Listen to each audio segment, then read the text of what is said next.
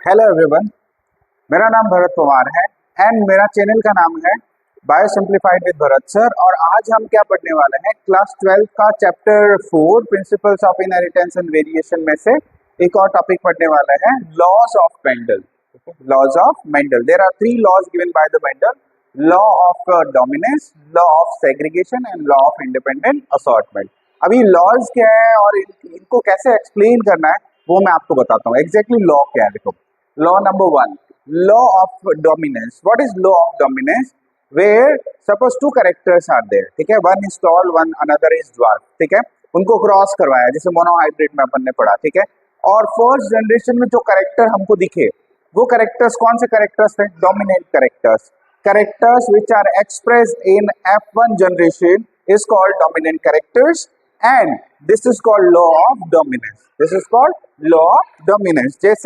जैसे मान लो एक बात कर लेते हैं, ऐसे जैसे हमने क्या किया था, कैपिटल टी लिया था, स्मॉल टी लिया था, ठीक है, मोनोहाइब्रिड क्रॉस में, ठीक है। तो वहां पे हमने क्या किया था, इनको गैमेट्स बनाए थे। वहां पे क्या बनाए थे? गैमेट्स बनाए थे। ये गैमेट्स बनाए थे। गैमेट्स बनने के बाद हमने क्रॉस किया था। अगर आपको पता हो फर्स्ट जनरेशन में तो हमने कैपिटल टी और यहाँ पे स्मॉल टी करके क्या बनाया था? क्रॉस किया था। और क्रॉस करने के बाद क्या मिला था? ये कैपिटल टी स्मॉल टी मिला था, इसको इससे क्रॉस करेंगे ये मिला था, है ना। ये रिजल्ट हमको मिला था यहाँ पे। और ये रिजल्ट में हमने क्या देखा था कि इस रिजल्ट में 100% टॉल प्लांट हमको मिले थे। 100% क्या मिले थे? Tall plant. अब बताओ ये कैपिटल टी कौन सा करेक्टर था? Dominant character. तो ये F1 जनरेशन में देखो 100% शो हो रहा है और ये ही लॉ ऑफ डोमिनेंस से याद रखना। लॉ ऑफ डोमिनेंस में कुछ पॉइंट्स तुम्हारे बुक में दे रखे हैं, जैसे जो जीन्स की यूनिट होती है, जिनको जीन अपन बोल रहे हैं, जिनको फैक्टर्स भी बोल रहे हैं, वो पेयर में प्रेजेंट होता है ना। एग्जैक्टली लॉ तो ये है, law of dominance, where the characters are expressing themselves in a first generation, these characters are called dominant characters and this is called law of dominance. और ये लॉ ऑफ डोमिनेंस को prove कर रहा है, आप यहाँ पे देखो, ठीक है। इस टाइप से F1 जनरेशन में आपको सब डोमिनेंट कैपिटल टी दिख रहे हैं, स्मॉल टी दिख रहे हैं, बट वो रेसेसिव है, फर्स्ट जनरेशन में नहीं शो होते हैं। ये तो लॉ ऑफ डोमिनेंस है, तो यहाँ पे देखो 100% टॉल मिला, ठीक है। तो ये है फर्स्ट लॉ, ठीक है। सेकंड लॉ क्या है? When the gametes are form at the time of gamete formation, a pair of allele is present in the parent, ठीक है। पेरेंट पे क्या प्रेजेंट है? पेयर ऑफ एलील प्रेजेंट है। उसका क्या होने वाला है? सेग्रीगेशन होने वाला है, मतलब सेपरेशन होने वाला है। वो क्या होता है? सेपरेट होता है। जैसे मैंने यहाँ पे किया है, आप देख सकते हो, जैसे ये पेरेंट्स हैं, ये दोनों क्या है? ये दोनों क्या है? पेरेंट्स हैं, ठीक है। अब ये पेरेंट्स में पेयर ऑफ एलील्स आप देख सकते हो, पेयर ऑफ एलील्स, ठीक है। पहले ये क्या लिखा, क्या मैंने, देखो, eight the time of gamete formation alleles present in a parent will segregate. Segregate का मतलब क्या होता है? सेपरेशन, ठीक है। मतलब वो क्या हो रहे हैं? सेपरेट हो रहे हैं, ठीक है। तो सेपरेट हो रहे हैं, आप देखो, ये एलील्स मिले और ये एलील्स किस में प्रेजेंट है? एलील्स पेरेंट्स में प्रेजेंट है। और यहाँ पे एलील से क्या बनता है?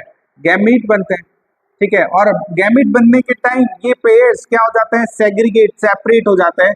यही है law of segregation, second law of Mendel, ठीक है, सेकेंड लॉ ऑफ मेंडल। तो फर्स्ट लॉ मैंने आपको बताया। सेकेंड लॉ जिसका मतलब होता है गैमीट बनेंगे तो एलील्स प्रेजेंट है पेरेंट में, जितने भी एलील्स है उसके हाफ हो जाते हैं। जैसे एक फॉर एन एग्जांपल मैं बताता हूँ आपको, जैसे ह्यूमन में कितने क्रोमोसोम्स होते हैं? There are 46 chromosome in humans, ठीक है। बट अगर ह्यूमन में स्पर्म की बात करें, मेल में, और फीमेल में ओवा की बात करें, एग की बात करें, तो उनमें कितने क्रोमोसोम्स होते हैं? उनमें हाफ ऑफ दैट, मतलब 23 क्रोमोसोम्स होंगे। मतलब अगर मेल में बात करें स्पर्म में, तो क्रोमोसोम कितने होंगे? 22 प्लस एक्स होगा या फिर 22 प्लस वाई होगा।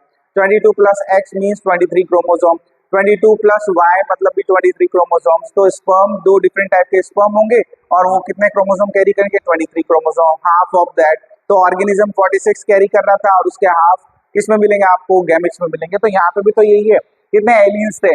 यहाँ पे 2 एलील है और 2 एलील क्या हो रहा है? आधे आधे डिवाइड हो रहे हैं, आप देख रहे हो, ठीक है। और ऐसे गैमेट बनते हैं और यही तो है लॉ ऑफ सेग्रीगेशन, ठीक है, second law. Now what is the third law? Third law क्या कह रहा है? When more than one pair of characters present in the cross, cross में क्या है? एक से ज्यादा कैरेक्टर्स प्रेजेंट है, तो एलील्स भी ज्यादा होंगे, है ना।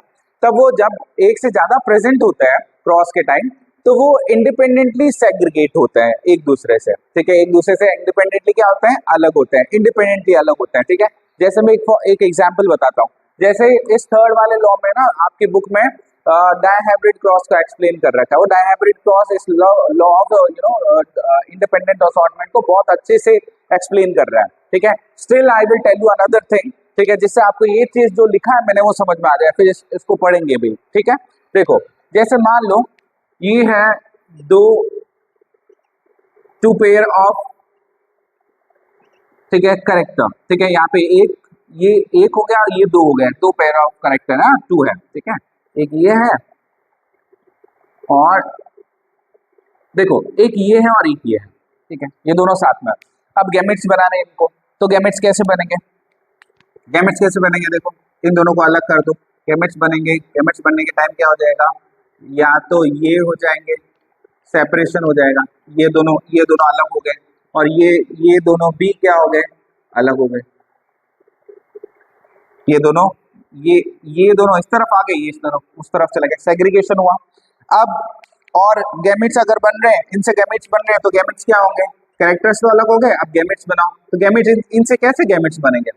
इस टाइप के गैमेट्स ही तो बनेंगे, सेम टाइप के गैमेट्स, कोई अलग गैमेट्स नहीं बनने वाले, ठीक है। यहाँ पे भी क्या होगा? यहाँ पे भी जब ये डिफरेंट अलग होंगे तो इनसे क्या बनेंगे? ये वाले ही बनेंगे। तो कहने का मतलब ये है, जब आप क्रॉस करोगे, या फिर और क्या पॉसिबिलिटी, ये पॉसिबिलिटी 1 है, ठीक है। पॉसिबिलिटी दूसरी क्या हो सकती है? ये और ये दोनों अलग हो जाए, और ये दोनों अलग हो जाए, ठीक है। दूसरी पॉसिबिलिटी वो है।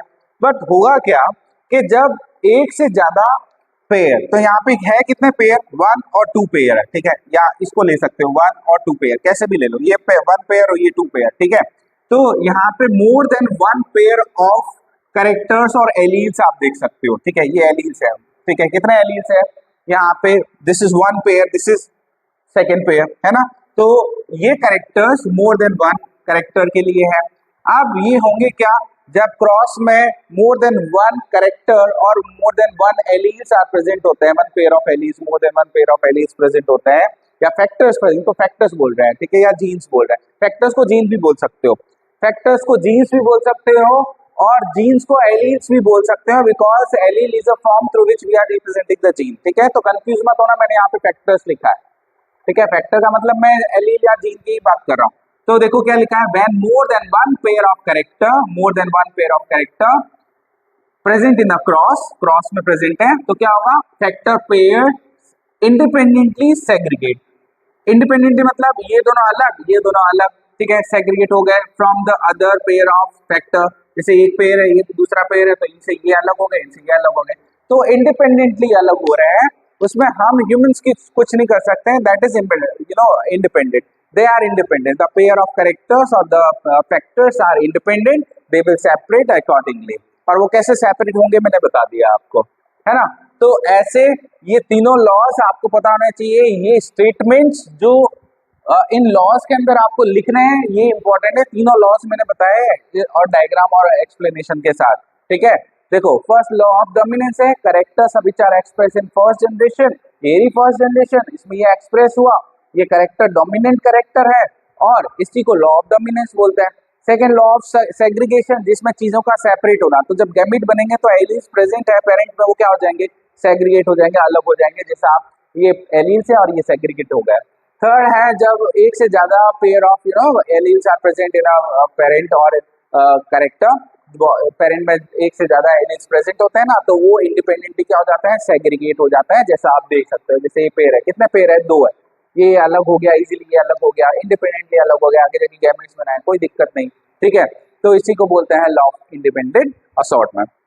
ये तीनों लॉज हमने पढ़े, ठीक है। अब आगे आने वाले वीडियोस में कुछ आपको नॉन मेंडेलियन इनहेरिटेंस के बारे में भी बताऊंगा, ठीक है। अगर आपको मेरे वीडियोस अच्छे लगते हैं तो please like and share with your friend, subscribe my channel name is bio simplified with Bharat sir. Thank you for watching.